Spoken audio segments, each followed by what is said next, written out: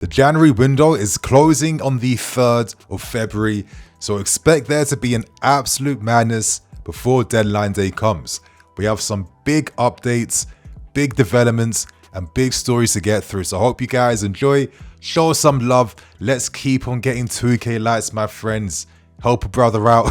Hope you guys enjoy, and let's get straight into things. For the first update, it seems like we are expecting Ben Chilwell to remain with the squads, as no clubs are making any efforts to sign him in January.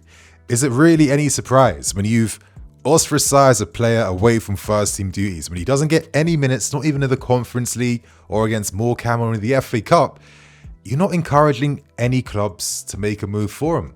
They have no form to go off when it comes to analysing and assessing the player, and he does come with massive wages. He earns around 200,000 a week. So if you're committing to signing Ben Chilwell on loan, which includes a loan fee and paying quite a lot of his wages too, you need some guarantees and certainties that he hasn't fallen off, that he's still playing well. And I can see why a lot of clubs are having a lot of reservations around making a move for him. It really feels like we're going to have to change our plan now. I think it's a bit disgraceful, to be fair, that we kind of banned him like this to begin with. It wasn't really his fault that he was put in this situation. It feels a little bit amateurish as well, as if like the whole universe bends to our whims. And my thing is like, when you don't respect football principles, they don't respect you, and you're not going to get anything in your favor. So I don't know, man. You have a left back that could probably still offer you something in a squad capacity. Vega's not here anymore. We're going to have some realistic conversations, because if Ben is going to leave us at the end of this season, he will have to play. He will have to play. Otherwise, we'll have to find a mutual termination with his contract, and that will cost us a fortune. And I'd imagine that they'd prefer to, receive some money from his sale compared to paying him off like over 10 million to get him off the rest of his contract. So how do you guys feel about this? Would you give Ben another opportunity? I know Maresca's made the points about him not being suited to his inverted style system, but to be fair, we've seen these same quotes made for so many other players. And the funny thing is, we've also seen Maresca at times use, more natural fullbacks to overlap, like in our draw against Crystal Palace. So the reality is, for myself, if we find ourselves in a situation where the window in January hasn't gone to plan, Maresca will have to come with plan Bs, because the squad isn't suited to your way of playing. That's fine, but we can't just stifle ourselves forcing this football across a squad that's not tailor-made for it. Because the moment anything happens to key players, what then happens? What do we do then? God forbid something happens to like a Cucurella or a Caicedo. That's the whole system out the door, right? So let's see what happens, but you guys share your thoughts and opinions on what you would do with Ben Chilwell. And now, my friends, let's discuss all the developing twists happening in the January market, because out from nowhere, Arsenal had been in talks with Ollie Watkins and Aston Villa, and they presented a £60 million offer. Now, this really frustrated Aston Villa, who are playing in the Champions League, and when you're putting out an offer like this in a massive game of this manner, you're unsettling their star forward. They're not going to take well to that. But obviously Arsenal's plan has worked, because Ollie Watkins very much is in favour for signing for Arsenal this window, because Watkins is a lifelong Arsenal fan. I think when he was even at Brentford in like 2020, he made the point that one day his dream career move would be to play for Arsenal. So if Arsenal are coming in for you, this is the only time in your entire career this opportunity will happen, because there are other targets and other strikers on the market a club like Arsenal can turn to. So let's see what happens before the window closes. But you'd imagine that if Aston Villa find themselves forced to sell Ollie Watkins, which I'd imagine they would not want to do, especially for that type of money, that will have ripple effects in the market. Now, reports mention that Arsenal will come back with a bid greater than £60 million. Watkins is 29, he's about to be 30. For myself, this age thing isn't really a bad thing, because players these days are playing past 35 and they're still keeping their peaks for a long time. I mean, sports science kind of brings these net benefits, right? It makes this striker news really interesting because if Arsenal are now committing to Ollie Watkins, this essentially means that there's one less interested party now in Benjamin Sesko. And as we know, Arsenal were one of our main favourites for the striker in the summer. So this is pretty interesting news. But on the other hand, what does this also say about John Duran? As confirmed today by Fabrizio Romano, Al Nassr have only reached a verbal agreement with John Duran, and the offer accepted by Aston Villa was 75 million euros plus add-ons. So that works out to be around 62 million pounds. And you'd imagine the add-ons would be maybe like another few million. Would that be like 3 million or 8 million in performance-related clauses that needs to be activated?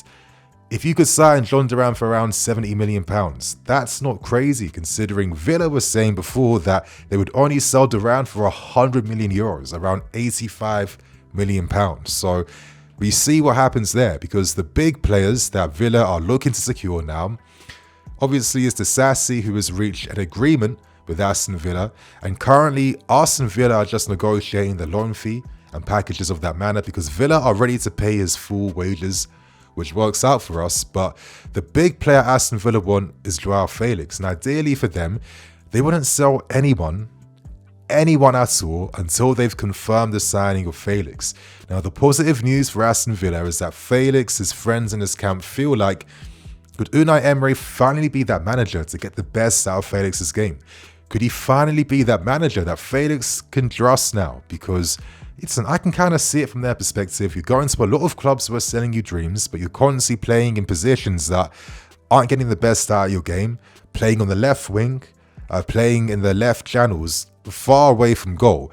And all the best things that Felix did, especially as he was making his name at Benfica, playing in behind Seferovic, that was the highest scoring tally in his entire career. And to think that Atleti and many other clubs never really use him in that similar manner.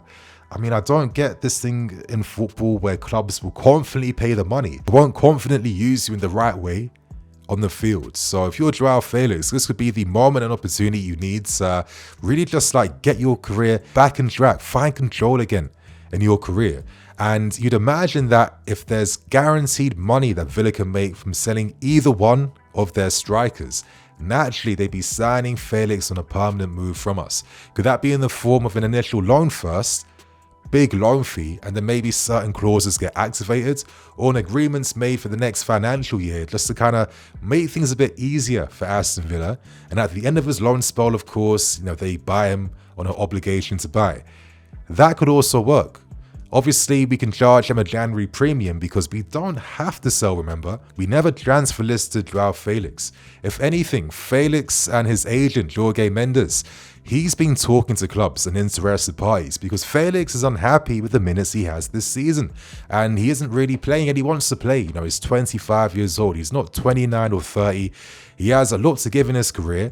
He's not even been injured these last few years. He just needs a proper environment now to showcase his talents and play in a more concrete position. So let's see what happens here. But you'd imagine there's going to be a massive ripple effect in the market, and it's coming from Aston Villa. And now we discuss the battle for Matisse Tel. Lots of reports have been dropping as the day's been progressing, but finally we have more concrete information that we can work with. But to start with things, Leverkusen, Marseille, Frankfurt, and a host of Premier League clubs, including us, Spurs, Arsenal at the time before Ollie Watkins became their priority, and Man United are all actively talking to Tel's reps to engineer something. Now, in terms of Manchester United, they're stepping up their efforts more, but they are nowhere near as far advanced as other clubs who are showing interest in Tel. And essentially, United are more interested in signing Tel on loan with no options to buy or anything, which maybe could be in favour of Bayern Munich, who knows. But United must first sell players, and obviously they're looking at maybe loaning out Rashford, and Garnacho's future is still in the clouds, and United of course are still hoping to sell him before the window closes. So until they get rid of players, of course Tel isn't going to United at all at this point in time. Outside of that, Tottenham are expressing a desire to maybe sign him and add more reinforcement to their attack that includes Timo Werner, Johnson, Solanke, etc., etc. You know, there's more access to get minutes at Spurs, but with their misfortunes this season and how poorly they're performing, I know Tel wants minutes, but is going to Tottenham the best thing in his career if you're leaving Bayern Munich? Most likely not. And this now leads on to us, because as we know, we've been holding conversations for a very long time, and our initial plan ideally was to do a player swap involving Nkunku and Matisse Tel.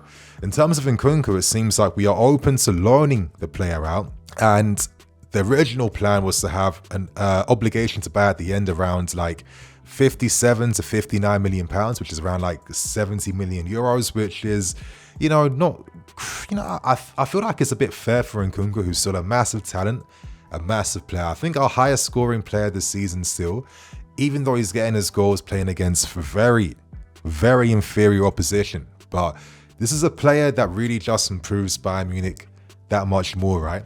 So we see what happens there, because at the moment, you know, Nkunku's career is 50-50. There's a possibility he remains here if nothing gets engineered, and it really feels like Nkunku's fate now depends on what happens with Matisse Tel. Now, earlier on during the day, reports were coming out from Builder and other UK journalists suggesting that Tel had said no to us because he wasn't confident about securing the game time and minutes that he needs. After suffering for a lack of minutes the last 2 years, the last place he wants to go to in this crucial stage of his development is to a club where minutes are not guaranteed and his potential is getting affected. But that was during the start of the stay. At the moment, the latest, most concrete reports come from Sky Deutschland, and they report that those earlier reports were maybe a bit too hasty. They were maybe going on a bit too much, because in fact, Tel hasn't ruled out Chelsea.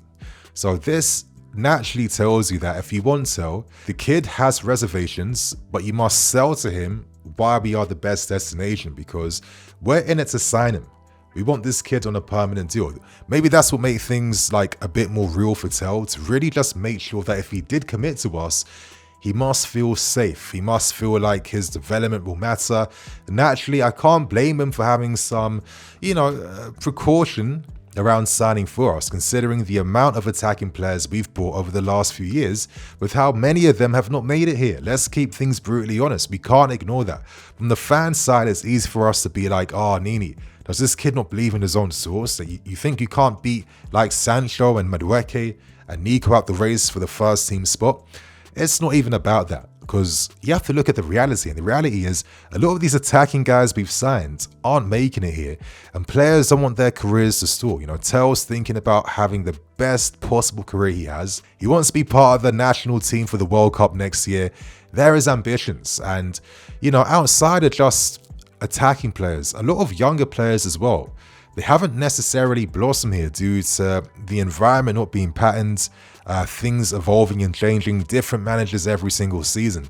And, you know, I don't want us to develop a negative rep in Europe, but already, you know, you continue this one more window, you do this again. A lot of talents that we like, they're not going to rate us. They won't want to come here because they're going to think to themselves, Chelsea is not a serious club you come to, because your potential, your development will get cut here due to this environment. So that's some real things to think about. In my opinion, if I was Tel, I think to myself, listen, you've been at Bayern Munich, you've got way more sub appearances than starts, and you've got even less minutes second season, where I think nearly all your appearances have come from the sub bench. I feel like for all the potential this kid has, I think people in the fan base are getting a bit too carried away in terms of expecting this guaranteed level of, you know, expectancy to come from the player immediately. Someone like a Tel, these guys make sense if our football club will actually commit to him. That will mean, okay, if there's games where he doesn't even play that well, are you still going to use him? Are you going to use him in a more defined area on the field? This whole thing that, you know, it's good to have players who can play a million positions. We once had that in Kai Havertz. I'm going to make this point. I hope you guys aren't going to turn your ears off. But from seeing what Kai was doing at Leverkusen, he was never able to translate that Leverkusen form with us, because managers constantly use his versatility against him. And he was constantly fulfilling a lot of needs for the team, when actually the best position for him was behind the striker, where he's more involved in the play and where he can make those ghosting runs inside the box. Yeah. Instead, he became the target man. He bulks up. He played back to goal. He played, backing into defenders. His aerial press was more suited. Managers like these types of players, but that doesn't necessarily mean they have the players' development in their best interest outside of the interest of the team, right?